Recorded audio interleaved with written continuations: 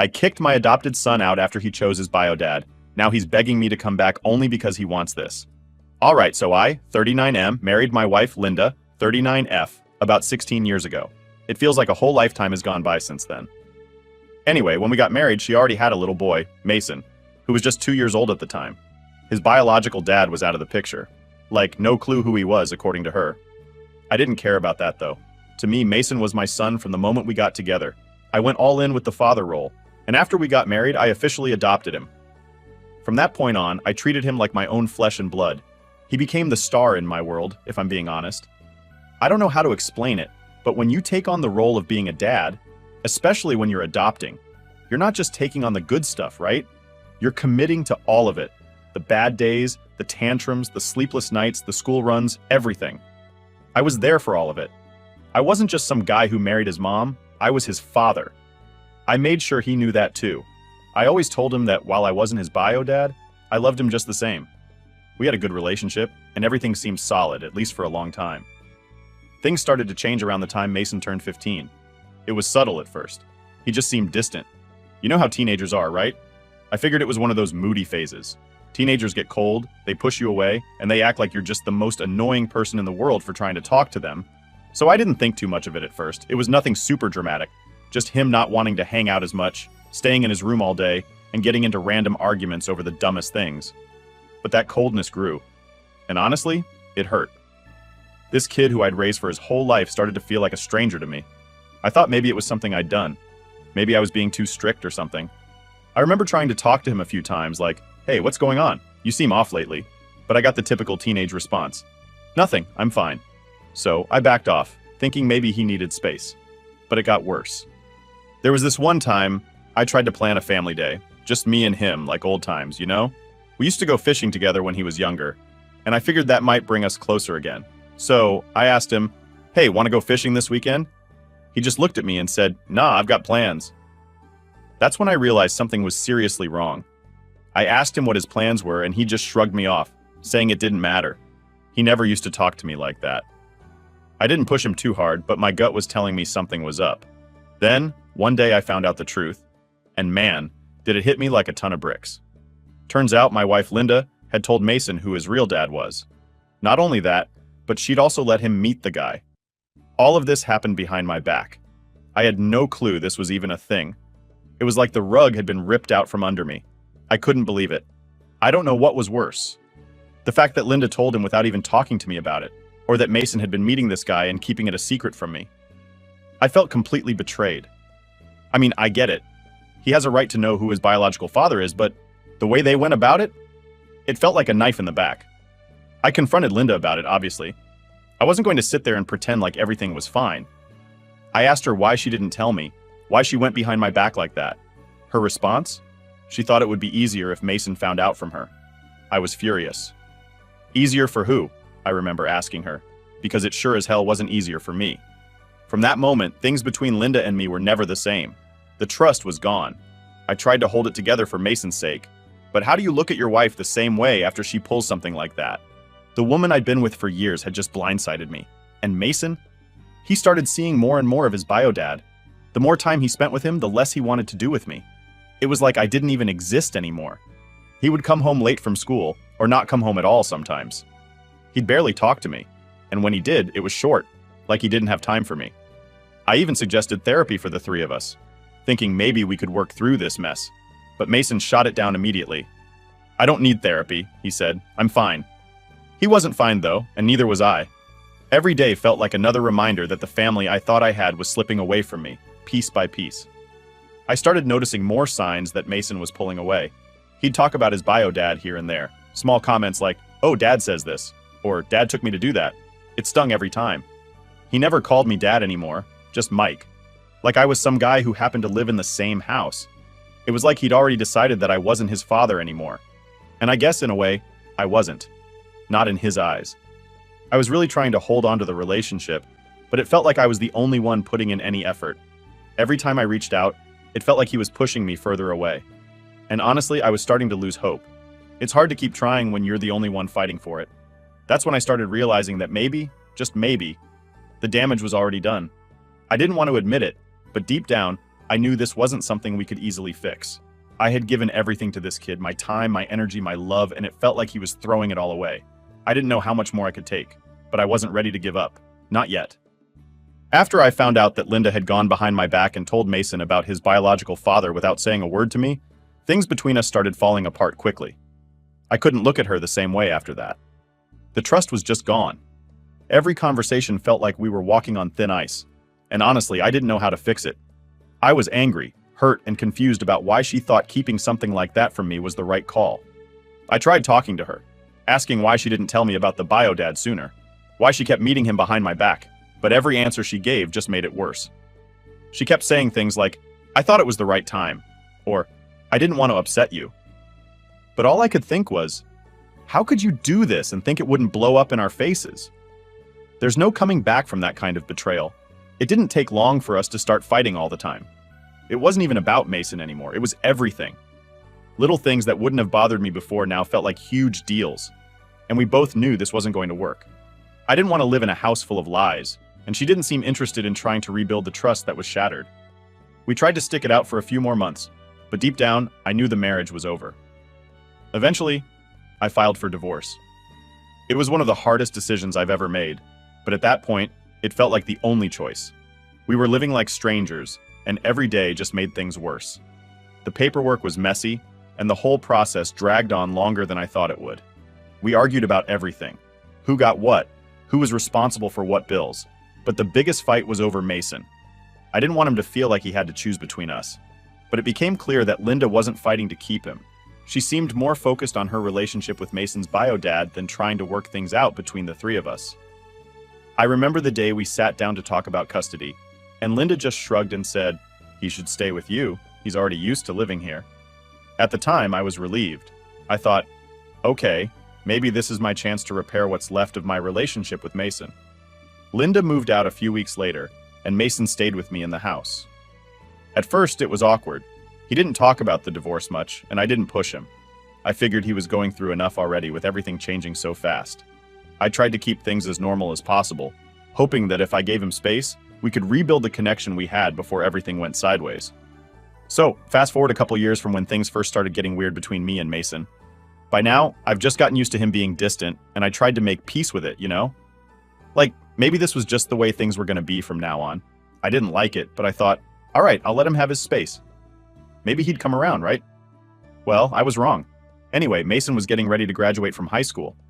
Big moment, right? I was proud of him, even though we hadn't been close lately.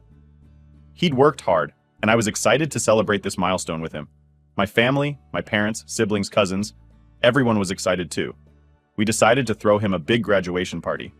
Nothing fancy, but just a nice get-together with close family and friends to celebrate him. I reached out to him and told him about the party we were planning. He seemed kind of uninterested when I mentioned it, but he didn't say no, so I assumed he'd show up. I mean, why wouldn't he? It was his graduation party, and everyone was looking forward to celebrating him. I made sure to invite his mom, Linda, and even her family because I didn't want there to be any awkwardness. We could be civil for Mason's sake. The day of the party rolls around. We've got everything set up. Decorations, food, music, the whole 9 yards. Everyone's there, and we're all waiting for Mason to show up. I figured maybe he was just running late or something. But an hour passed, then 2, and still no sign of him. I started to get this sinking feeling in my gut, but I tried to shake it off. Maybe something came up, and he'd be here soon. As I'm trying to keep a brave face for my family, I see my niece scrolling through her phone, and she's giving me this weird look. I go over and ask her what's up, and that's when she shows me her phone. There, on Instagram, are pictures of Mason at another party. A different party. A party thrown by his mom and her family. And guess who's in all the pictures? Mason, his mom, and his biological dad. They were all there celebrating together while my family sat around waiting for him to show up. I honestly didn't know what to say. I felt completely blindsided. My heart sank. I was angry, embarrassed, hurt, all of it at once. I just stood there for a minute, staring at those photos, while my niece awkwardly looked away, probably feeling bad for even showing me. Everyone at my party was sitting around, still waiting for Mason to show up, while he was over there with his other family, having a great time. I didn't want to ruin the mood for everyone else, but at that point, I couldn't keep it together. I went inside, told my family that Mason wasn't coming, and just tried to hold back how upset I was. My family saw through it, of course. They could tell something was wrong, and I ended up showing them the pictures.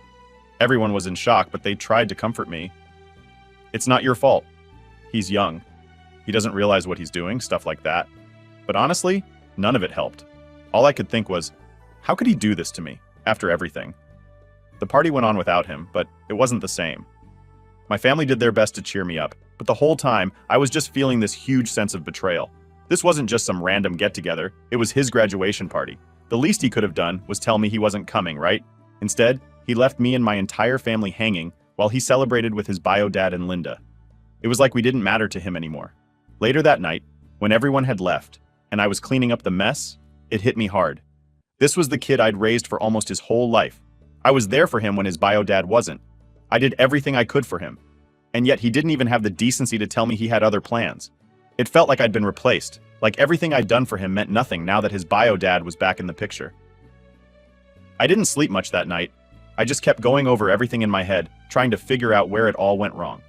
Was this my fault? Was I too hard on him? Should I have fought harder to keep him close when he started pulling away? I didn't know what to think anymore.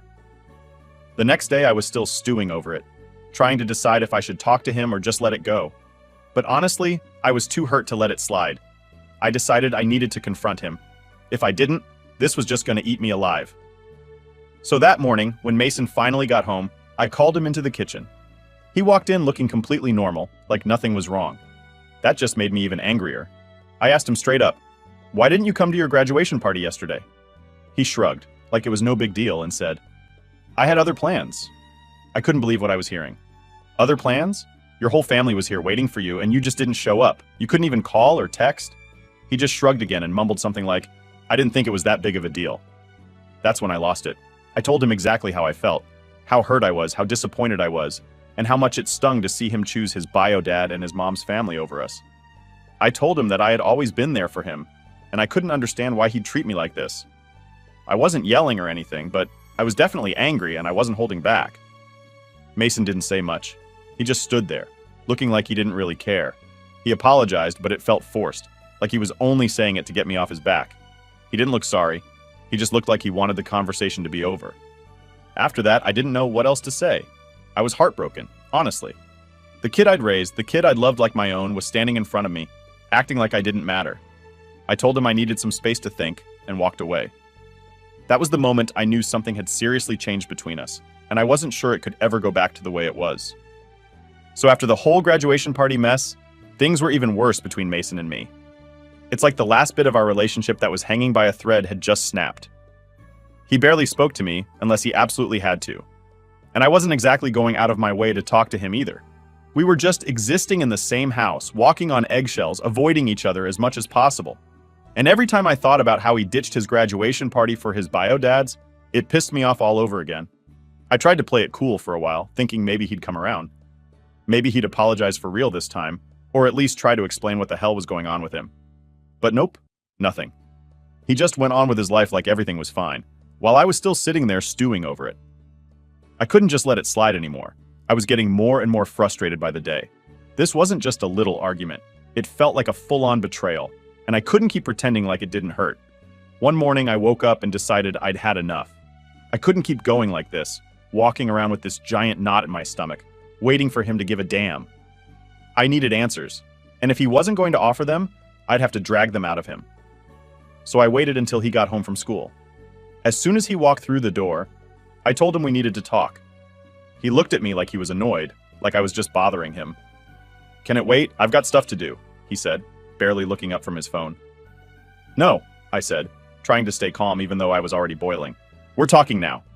He let out this dramatic sigh and followed me into the kitchen, dragging his feet like he was some kind of victim in all this. I sat down at the table and motioned for him to sit too. He slumped into the chair across from me, staring at his phone the whole time. I took a deep breath. "Mason, we need to talk about what's been going on. You haven't been yourself for a long time now, and I need to know why. You're shutting me out, and I deserve to know what's going on." He shrugged, still not looking at me. "I don't know what you want me to say." That response? It just set me off. "What do you mean you don't know what I want you to say? How about explaining why you ditched your graduation party without telling anyone? How about why you're acting like I'm nothing to you?" Finally, he looked up from his phone, but the look on his face wasn't regret or guilt. It was frustration. Like I was the problem here. Look, I didn't think it was a big deal. Mom wanted to throw me a party, and I went to that one. You're making this into something it's not. Not a big deal? Mason, your whole family was sitting here waiting for you, and you couldn't even send a text to let us know you weren't coming. And you didn't think that would hurt? You didn't think I would be hurt? He rolled his eyes. I don't know, okay? I didn't think about it like that. Mom and Dad wanted me there, so I went. I didn't think it was a big deal. There it was again. Dad. Every time he called that guy his dad, it felt like a slap in the face. I tried to keep my cool, but I couldn't anymore. Mason, I've been the one raising you. I've been here for you since you were 2 years old. That guy just showed up a few years ago and suddenly he's your dad? What am I then? Just some guy who pays for your stuff? He looked at me and for the first time, I saw a flicker of something. Maybe guilt, but it disappeared as fast as it came. I never said you weren't my dad. You're making this way bigger than it needs to be. I don't think I am, I said, my voice getting louder despite my attempts to stay calm. You've been treating me like a stranger ever since you started spending time with him. You stopped talking to me, stopped caring about this family, and now it's like you're only here because you have nowhere else to go. Do you even care about us anymore? He didn't answer right away. He just sat there staring at the table. After what felt like forever, he finally said, I didn't ask for any of this, okay? I didn't ask for 2 dads. I didn't ask for all this drama. I'm just trying to figure things out. That hit me hard. I hadn't thought about it from his perspective, to be honest. I mean, how could I? I was so caught up in my own feelings of betrayal that I didn't stop to think about what this was doing to him. But at the same time, it didn't excuse the way he'd been acting. I get that, Mason, but that doesn't mean you get to treat people like crap, especially not the people who've been there for you your whole life. You can't just push everyone away because you're confused. He didn't respond. He just kept staring at the table, his jaw clenched like he was trying to hold something back. I waited for him to say something, anything, but he didn't. Finally, I stood up. You know what? I'm done trying to fix this on my own. If you want to keep shutting me out, that's on you. But I'm not going to sit here and pretend like everything's fine when it's not. I walked out of the kitchen, leaving him there. I didn't want to argue anymore, and honestly, I didn't even know if I had the energy to. I just felt drained. This kid who I'd loved and raised like my own didn't want me in his life anymore, and I had to accept that. Over the next few days, things were tense. We barely talked, and when we did, it was just awkward small talk. I kept waiting for him to come to me and try to make things right, but he never did. Maybe he didn't know how, or maybe he didn't care. I don't know. But it became clear that whatever bond we used to have was gone. One night, I was sitting on the couch just thinking about everything that had happened over the last few months. The more I thought about it, the more I realized that this wasn't just a phase or a rough patch. This was a choice. Mason had chosen his bio dad over me, and no matter what I did or said, I couldn't change that. I knew things couldn't keep going the way they were, but I didn't know what the next step was. All I knew was that I couldn't keep living in this house with someone who didn't want to be here, someone who didn't see me as his father anymore. I had to do something about it. But what? That was the part I still didn't have an answer to. After that talk with Mason, things didn't really improve, and I knew something had to change. The tension in the house was just unbearable. Every time we passed each other, it was like walking through thick fog. Awkward silence, no eye contact, just this heavy feeling hanging in the air. I couldn't live like that anymore, and honestly, it didn't seem like he could either. We were like 2 strangers living under the same roof, but with too much history to ignore. It had been a few weeks since our last real conversation, and nothing had gotten better. If anything, it had gotten worse. Mason stayed out later, sometimes not even coming home at all until the next morning, and when I'd ask where he'd been, I'd just get a mumbled, "at a friend's," or "I was with Dad." Every time he said Dad, it was like another punch to the gut. He used to call me that. Now I was just Mike, the guy he lived with. His bio dad had taken my place in every way that mattered, and I was just there. I didn't want to make any rash decisions, but it was getting to the point where I didn't feel like I had a choice. Mason didn't want to be here. That much was obvious. He was just staying because it was convenient, closer to school, his friends, whatever. I was basically a roommate at this point, not his father. The more I thought about it, the more I realized I couldn't keep pretending like this situation was going to magically fix itself. He had made his choice, and maybe it was time for me to make mine. One day, after another night of Mason staying out, I decided I had to do something. He came home early that morning, looking half asleep and barely acknowledging me as he shuffled into the kitchen. I followed him in, and before he could disappear into his room again, I stopped him.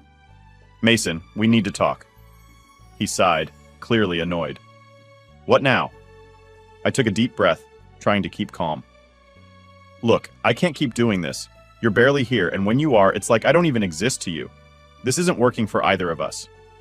He looked up at me, tired but also defensive. "So what? You're kicking me out or something?" I hadn't planned on saying it outright like that, but as soon as he said it, I realized that's exactly what I was thinking. "Yeah," I said slowly. "I think it's time for you to move out. You clearly don't want to be here, and I don't want to keep pretending like everything's okay when it's not." His face hardened. "So that's it? You're just done with me?" I shook my head. "I'm not done with you, Mason. I love you, but this situation isn't healthy for either of us. You've made it clear you don't see me as your father anymore, and I can't force you to stay here if you don't want to. You've got other options. Your mom, your bio dad. You don't need to be here if you don't want to be." He stared at me for a moment, then laughed, this bitter, sarcastic laugh. "Wow, you're really just giving up, huh?" I felt a sting at his words, but I didn't let it show. "I'm not giving up, Mason. I'm giving you space. It's what you want, right?" He didn't answer. He just stood there, staring at the floor like he didn't know what to say. I could tell he was angry, but there was also this flicker of sadness in his eyes. Maybe he hadn't expected me to actually say it, to actually tell him to leave, but I couldn't keep living like this, pretending like everything was okay when it wasn't. After a long silence, he finally spoke. "Fine. I'll pack my stuff." He turned and walked out of the kitchen without another word. I stood there for a while, feeling this mix of relief and guilt wash over me. I knew I had done the right thing, but it didn't make it any easier. This was my son, the kid I'd raised since he was 2, and I was telling him to leave. But what else could I do? He didn't want to be here, and I couldn't keep holding on to something that was already gone. Over the next few hours, Mason packed up his things. He didn't say much, and neither did I. It was awkward and tense, but there wasn't anything left to say. He packed his clothes, his books, his computer, and whatever else he could fit into a couple of bags. He didn't take everything, just what he needed. I didn't ask where he was going, but I figured he'd end up at his mom's, or maybe his bio dad's. I wasn't sure, and honestly, I didn't know if I wanted to know. When he was done packing, he came downstairs and stopped at the door. He didn't look at me, just stood there for a second before finally speaking. "So, this is it?" I nodded. "Yeah, I think it's best for both of us." He still didn't look at me, but I could tell he was holding back something. Anger, maybe, or sadness. I wasn't sure.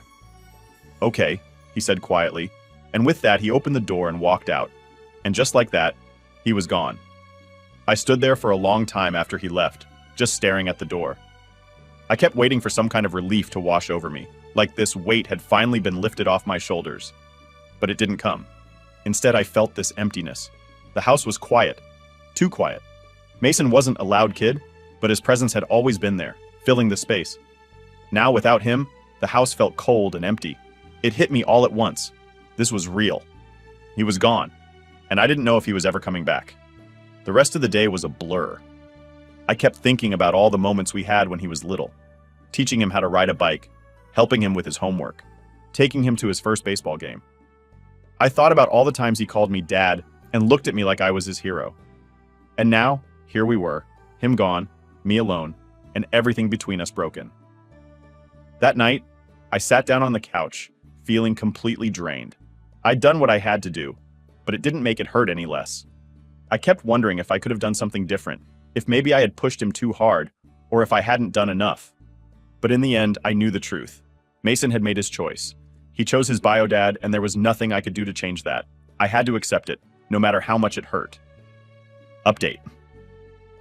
It had been a few weeks since Mason moved out. Things were quiet, but that feeling of emptiness still lingered in the house. I was trying to move on, but just as I was starting to accept things, Mason and Linda showed up at my house one day. I didn't even have to ask why they were here. The second I opened the door, I could see it on their faces. This wasn't going to be a friendly visit. Mason didn't waste any time. As soon as they were inside, he hit me with it.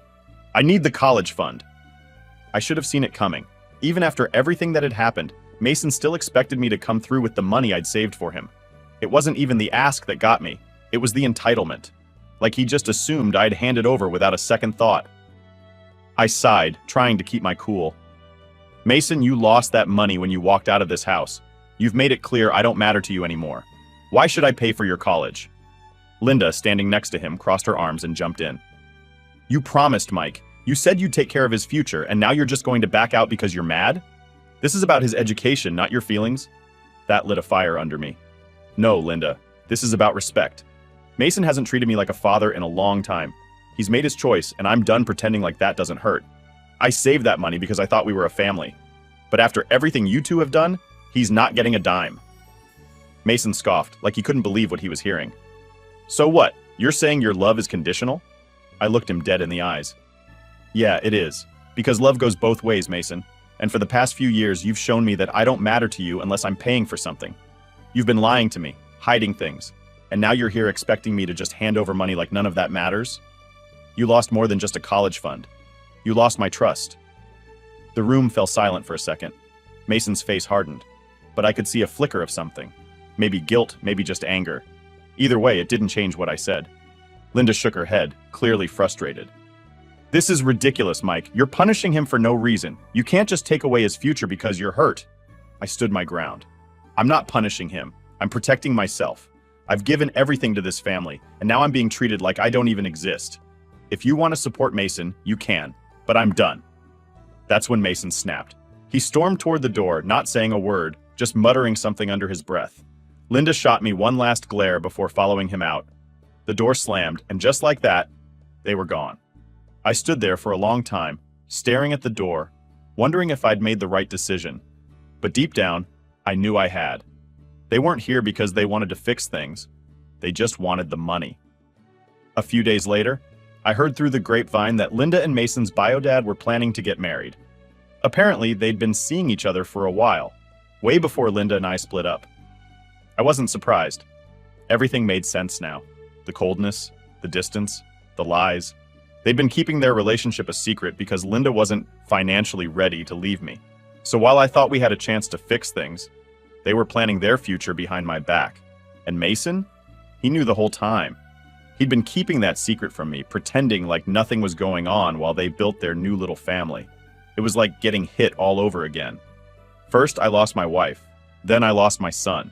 And now I was finding out that everything I'd been fighting for was a lie.